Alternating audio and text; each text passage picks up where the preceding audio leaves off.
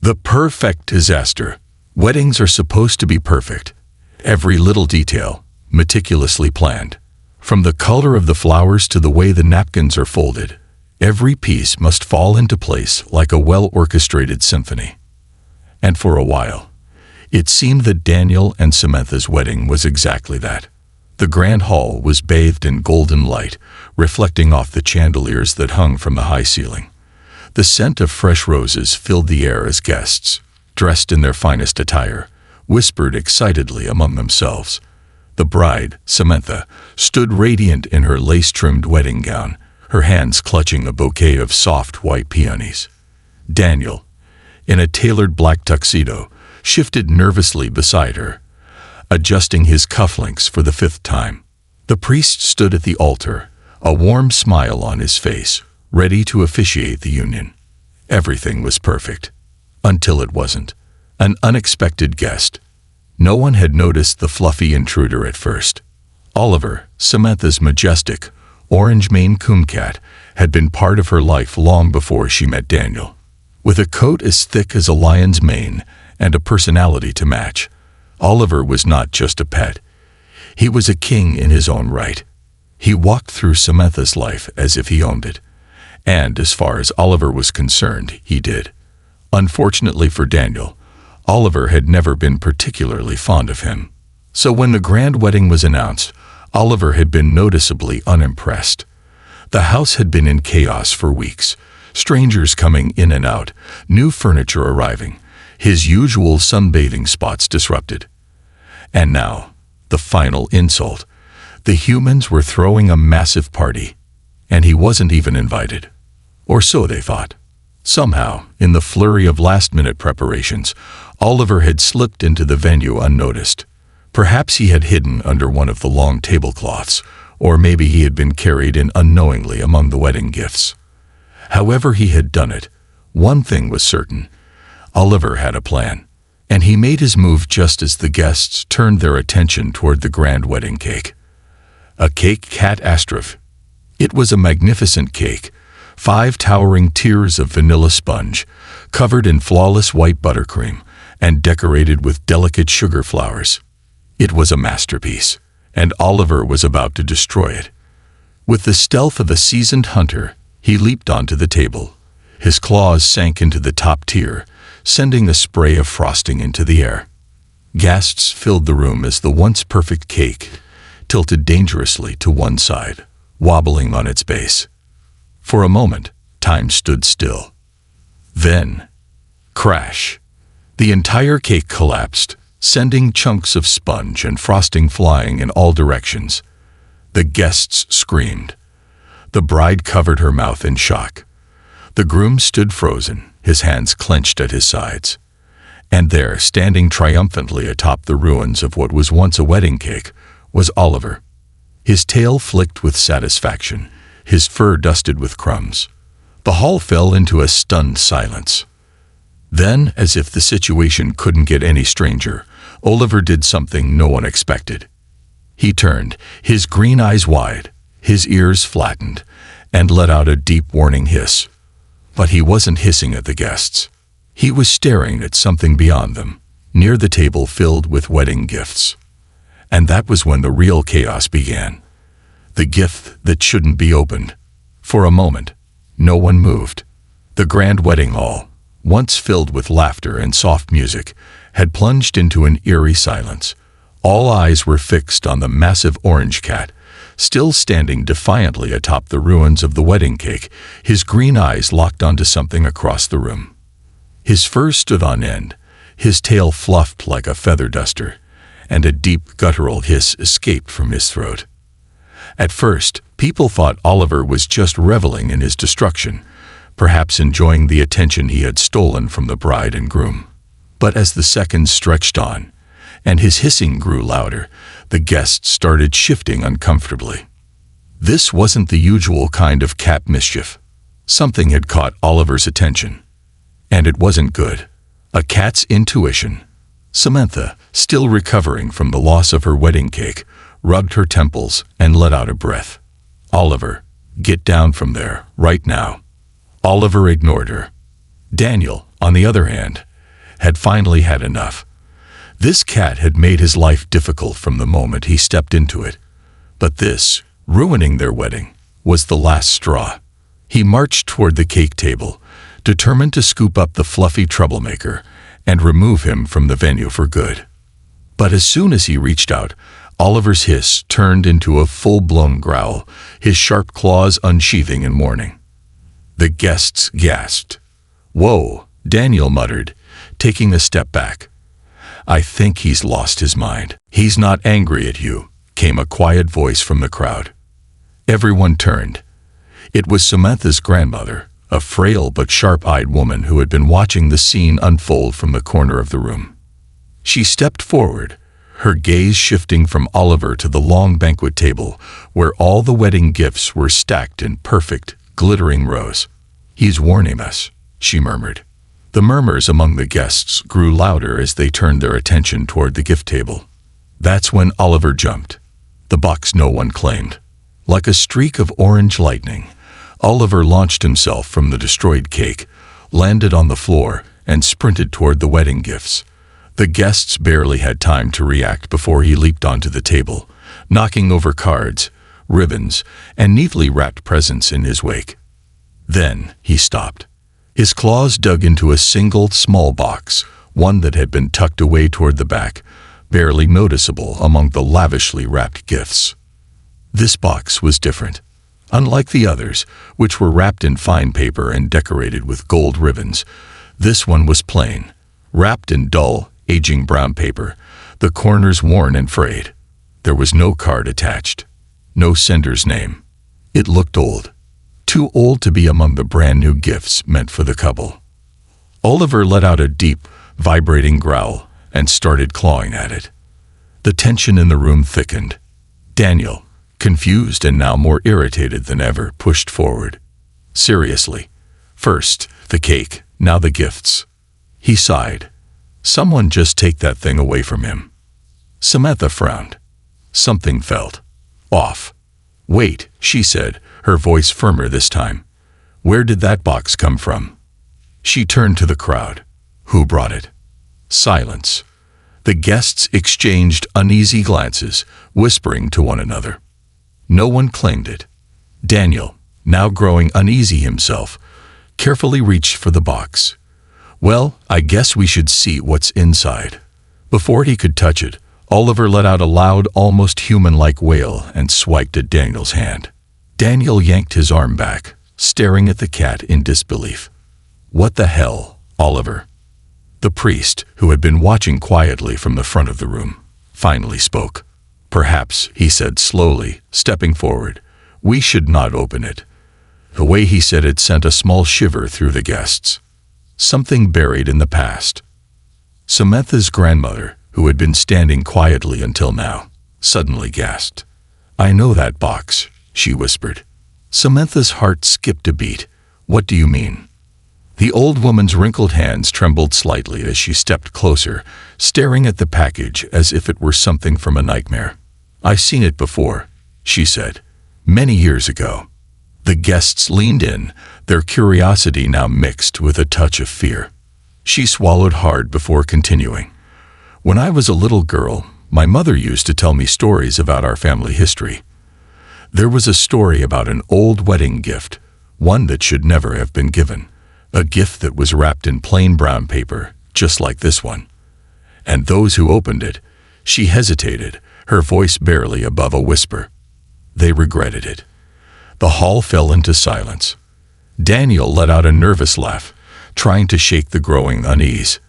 "Come on, it's just a box. It's probably just an old gift someone forgot to wrap properly." But no one looked convinced. The priest let out a slow breath. "Whether it is just a forgotten gift or something more unnatural, perhaps we should be careful." Samantha glanced at Oliver. The cat was still perched on top of the box, his entire body tensed as if he were protecting something, or trying to stop something. Then, against all warnings, Daniel made a decision. With a determined look, he reached forward and pulled the box toward him.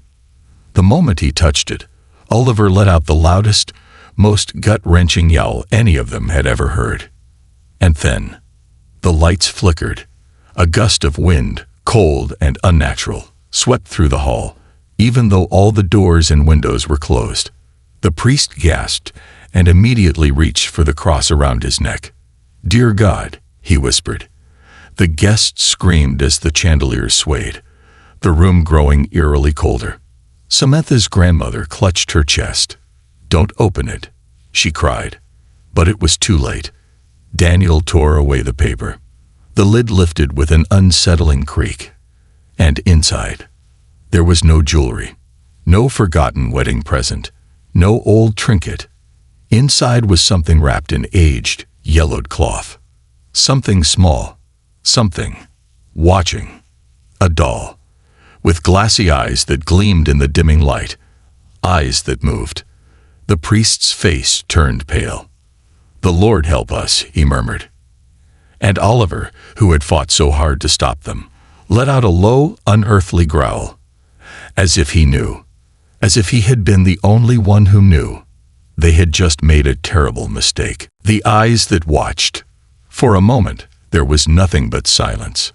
The guests, frozen in place, stared at the small figure resting inside the box. Samantha's breath hitched. Daniel clenched his jaw.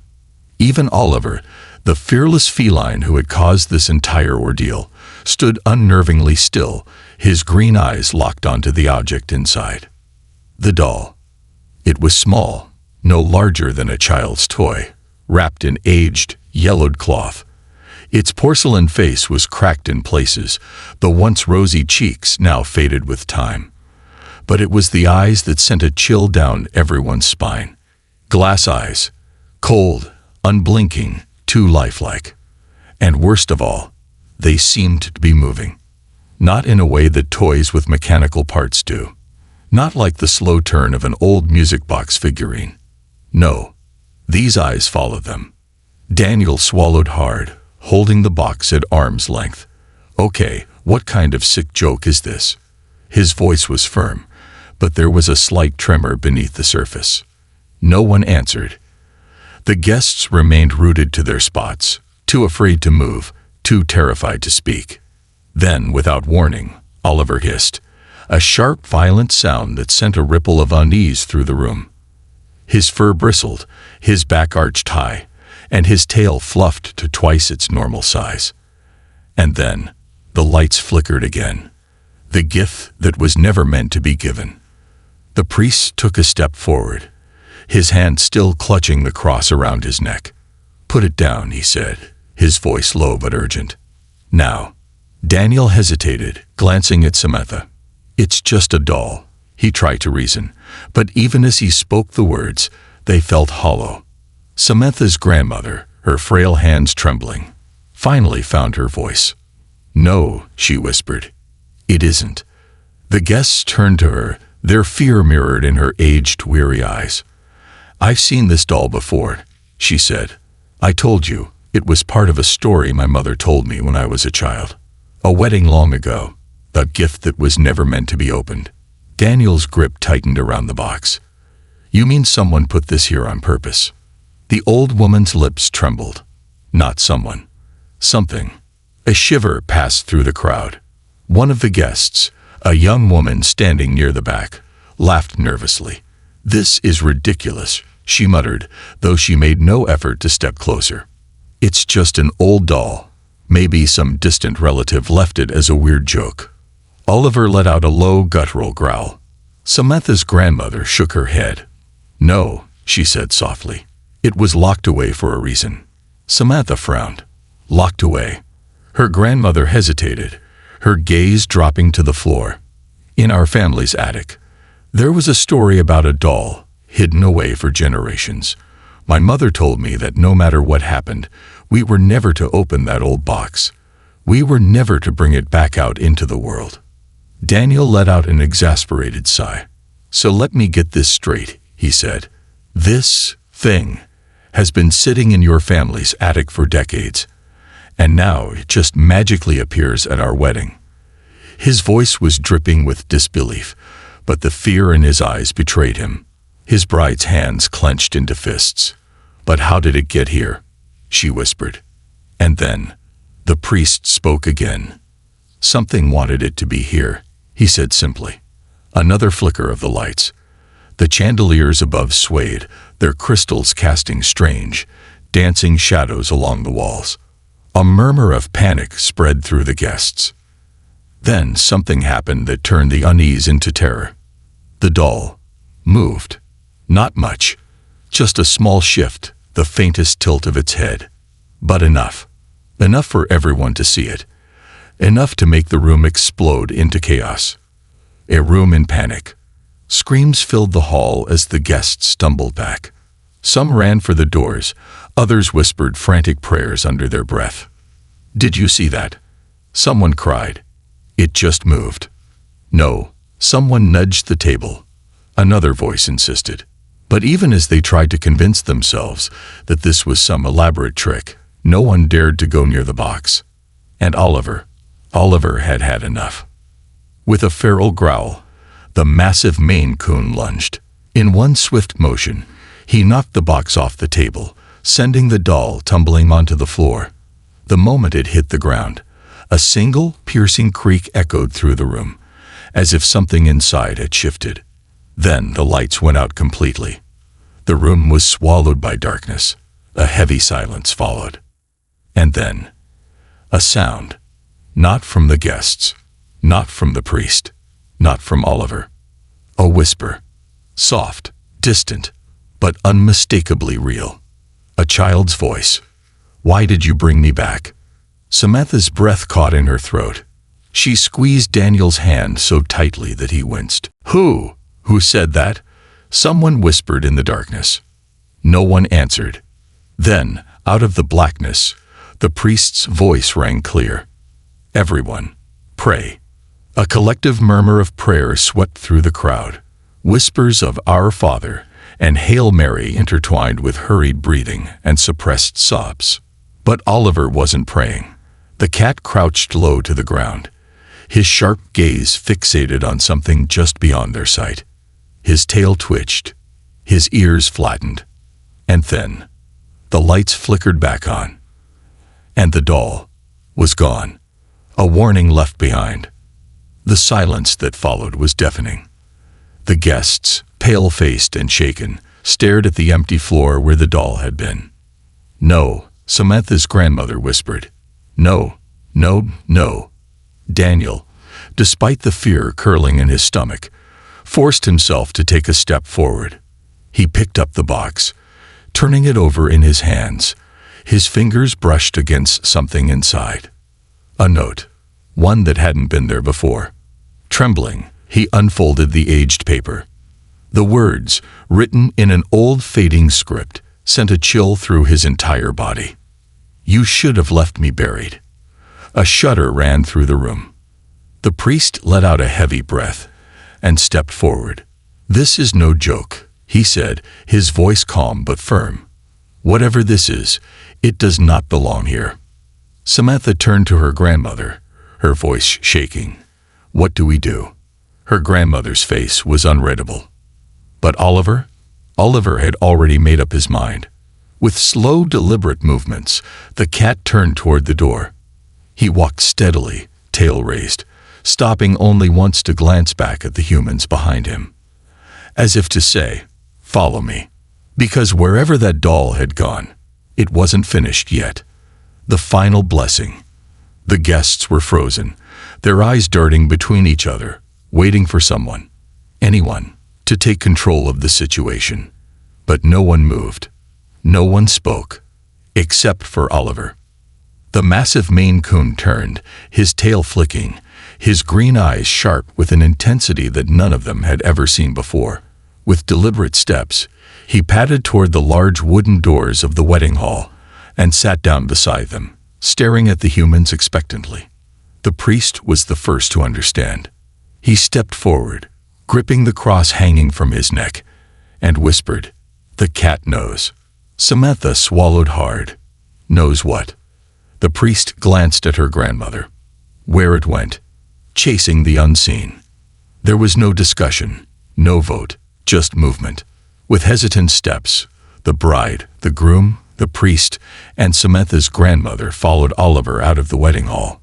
A few of the guests trailed behind, too frightened to stay, but too curious to look away. The night air was thick with the scent of rain, the distant rumble of thunder rolling in the background. The full moon cast silver light over the old stone pathway leading toward the village church, and Oliver led them straight there. His paws made no sound as he walked. He moved with purpose, unbothered by the frantic whispers behind him. Samantha's heart pounded in her chest as the familiar silhouette of the old church came into view. Then, suddenly, Oliver stopped, right at the steps leading inside. His tail twitched once. His ears flattened slightly. Then, with slow precision, he lifted a single paw and pressed it against the wooden doors. The doors creaked open, and the doll was waiting, a soul left behind. There, in the dim candlelight of the church's altar, it sat, its porcelain face still cracked, its glass eyes still watching. Only now, it was smiling. A chill ran through Daniel's body. Oh, hell no. The priest raised a shaking hand and made the sign of the cross. Samantha took a step forward, her pulse hammering in her ears. Why is it here?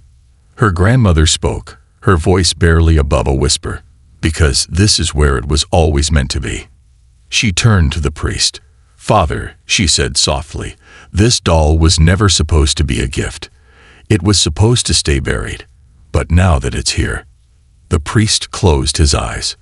We must finish what was started. Samantha frowned. What do you mean? Her grandmother exhaled shakily. This doll, it was once placed here to hold something back, to contain something that should never have been let out. She looked toward the priest. If we leave it be, it may disappear again. But next time, we might not be so lucky. A heavy silence followed. And then Oliver, who had been silent all this time, let out a low, deep growl. A warning. Something was changing. The air in the church thickened, as if something unseen had stepped into the space with them. The candles flickered. The wooden pews groaned under invisible weight. Then, a whisper. From nowhere. From everywhere. Let me go. Samantha felt her breath hitch. The priest tightened his grip on his cross. No, he said simply. You do not belong here. Oliver yowled, loud and sharp. And just like that, the candles blew out. Darkness swallowed them. The last prayer. It happened quickly.